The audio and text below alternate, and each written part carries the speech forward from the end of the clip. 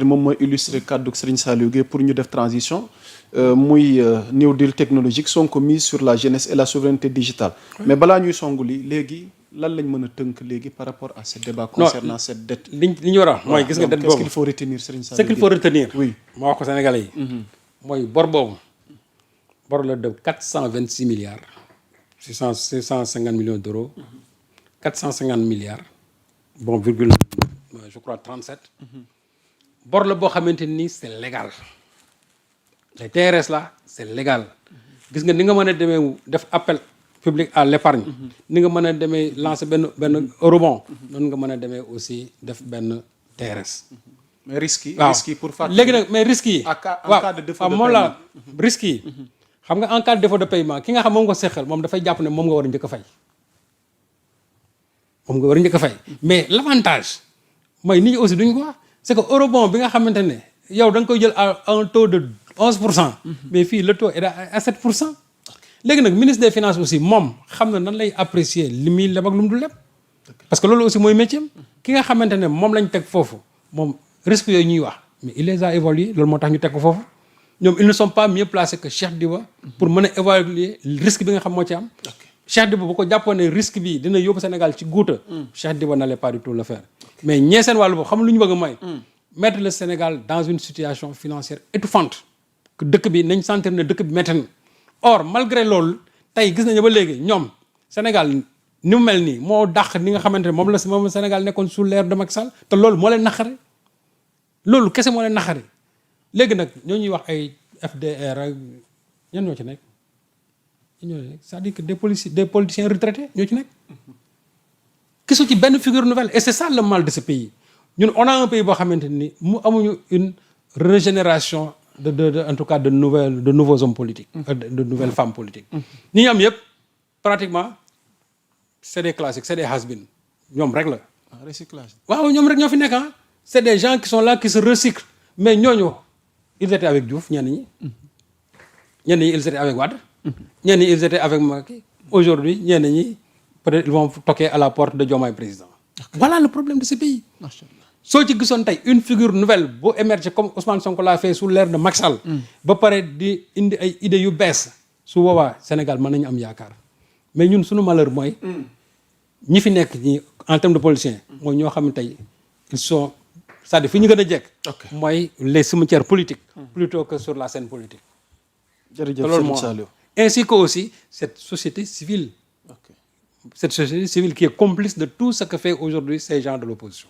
C'est important defe naa sax yoor képp ku bëgg a am en profondeur yeneen leeral yu jëm ci débat bi jëm ci wàllu dette bi defe naa ki ñuy wax docteur Félix Attiadé am na texte gum ci def dem leen ngeen xool ko ci yoor journal et qui a été très objectif. waaw la dette opacité et procès d'intention quand la critique fabrique son propre mirage. Absolument. Donc yoor c'est important gars yi nag da leen di jëndi yoor et aussi bañ a yem ci une yi ma leen di jox une yi junj la rek li ci des da ngeen ko mottali. Moussa moi je crois que allez-y, y a quelqu'un boo xamante ne nii waaw vraiment nguur gi war nañ ko remercier mooy Babou Amadou Ba. dalal nañ ko fi de. Babou Amadou Ba. yàggul dara ñu moom laa ngi la nuyuwaat de passage le DG 3FPT. Franchement il faut lui tirer le chapeau. Babou Amadou Ba. Babou Amadou Ba depuis bi affaire bi éclaté man dama dem benn instant boo xam ne yii soo amee rek moom lañ njëkk a xalaat. dëgg la affaire bi dafa éclaté rek. il a été le premier à faire un poste damate leen. il a été le premier à faire un poste damate leen. dem ci médias yi wax les gens commencé wax xam nga mosoon naa toog fii ma ne le ministère de l'économie et des finances. seen cat mooy seen communication dafa des. je vais encore le redire c'est-à-dire que la place aujourd'hui que bi Babou Amadou Ba am nii yëf yi ba mu éclaté ñoom ñoo ko ci waroon jiitu. il n'est pas le ministre des finances c'est vrai que il est de passé mais ñoom ñi nekk finance dañu bàyyi ba coow li dem ba kii ñu door a génne seen communiqué finalement nit ñi boobu da ngay génne communiqué sax ñu soofantal ko or yu mel ni bokk article ba mu génnee immédiatement nga waroon répliquer et li ma gën a métti mooy même dans leur communiqué ils disent que way un article paru je crois dans un journal mais dëggay tudd journal bi tudd yow sa pays wax c'est-à-dire tudd sa dëkk yow nga xam ne c'est le Financial Times doo toog nga tudd ko wax ko mais tu fais des allusions en disant un journal xaw ma lan comme si journal bi amul tur mais il faut avoir le courage nga tudd ko parce que moom dafa tudd Sénégal il faut nga tudd ko. jërëjëf. comme ni ko ñoom Baba Amadou Ba defee il y a eu vraiment d'autres gens de Pastef qui sont sortis. Cheikh Fatma gis mais naa Baba moom place bi mu ci jël. il s'est même exprimé moi dans mon journal. indi ci ay leeral yu am solo. il est passé je crois à la RTS aussi am leeral yu am solo te li muy wax. c'est pas technique li muy wax kuy jàngale b.a.-ba de l'économie di nga xam kii li muy wax lan la. c'est factuel. et je crois que kooku moom. vraiment c'est un trésor à préserver. à préserver. en tout cas au sein de Pastef. mais la communication du ministère des finances.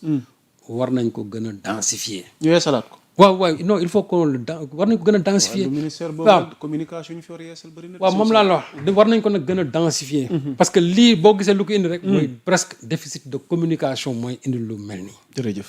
yu mel ni bu amee rek. tu te au premier plan. tu répliques.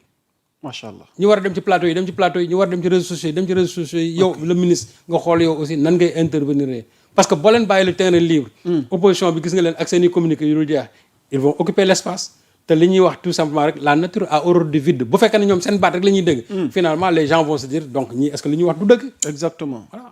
Désinformation du Financial Times, Babo Amadou Ba pulvérise Mais les bien sûr. fake news Mais ouais. de l'opposition et des médias. Ouais. C'est à lire ci une bi nga xamante ne soxna tuuti moom nga may indil ci New Deal technologique bi Babo sax mën ngeen dem ci plateforme Sénégal 7 yi ndax weeru koor gi yàlla dogaloon na wuy si woon nañu très dispo, def ouais. waxtaan bu Vraiment. am solo ci modestie humilité am vraiment à cœur ouvert kon ñu am ngi koy xam-xam nuyu nag wax dëgg yàlla. ñu ngi koy nuyu Babo Amadou Ba waaw. vraiment ci ñëw googu nga ñëwoon te ñu ngi lay séentuwaat incha allah comme ni ko kilifa gi waxee nga dikkaat ngir ñu gën a mën a leeralaat parce que tamit c'est important. léegi nag man li mu doon ñaan mooy. waaw sëñ Saliou waaw. ñii toog fii yëpp dans l'opposition société civile di wax. waaw créer un débat ou yàmb sax. bés bu ne ma def ko mais. Créer un débat, c'est-à-dire- mais en toute honnêteté je le dis ici. bëri na ñu ñuy gis ci Pastef ku mel ni Babo ñëw. ouais. keneen ak keneen ñëw. Voilà. te bi muy ñëw débat confrontation moo waroon am. Mais voilà. mais man boor bële ñenn ci ñoom pour ne pas dire ñëpp ñaare à la dernière minute dañuy gàntal. non dañuy daw bul gàntal dañuy daw loolu mooy wax bi c'est-à-dire qu'il fuit quand on n'a pas d'argument on fuit loolu mooy wax bi tey Baba Amadou Ba fi ñu toll nii boo ko waxoon débat ci affaire bi mën na je suis prêt ak ku mën a nekk mais ñoom tey fi ñu toll nii koo ci ne woon débat Baba Amadou Ba waaw parce que loolu tam jaaxal na ma.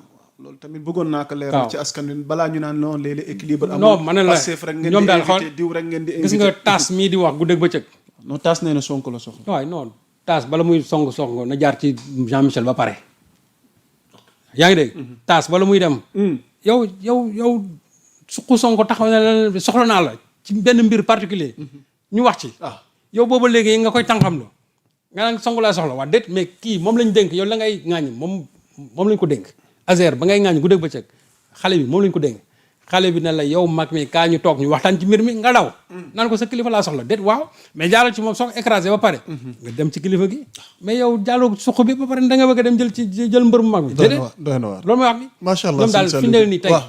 ñun li ñu soxla mooy un débat incha allah. fécond sur cette situation Sénégal yëpp toog déglu ñii toog fii di wax naan ay nangam ak nangam y compris nag journalistes yi nga xam ñoo koy bind tous les journalistes là qui s'aventurent à parler de ça ñoom ñëpp aussi la même chose gars moom dañu ay ci reprise. waaw moom laa la wax xam la gis nga ñooñu def reprise yi ñi koy def yëpp koo ci toogoon article ba mu bind nga interroger ko ci du la ci wax dara c'est des copies-collées qu'est-ce que les gens sont en train de faire et c'est ça le drame de la presse sénégalaise amul kenn ku ci def benn analyse technique c'est-à-dire sur cette situation ça devient grave. amul kenn koo ko ci wax tey Sëñ koo ci wax ndax loi de finance bi liir nga ko war naa ko ci àll mën a liiruma ko wallaay dëgg la. c'est ça le mal de cette presse am na solo Serigne Bon. Saliou dañuy avancer tuuti voilà donc vite fait rek soxna tuuti New Deal technologique bi mu mel ni Ousmane Sonko mise sur la jeunesse et la souveraineté digitale ci tënk ci liggéey gu am solo gi ci yor defe naa le premier ministre Ousmane Sonko a officiellement lancé le New Deal technologique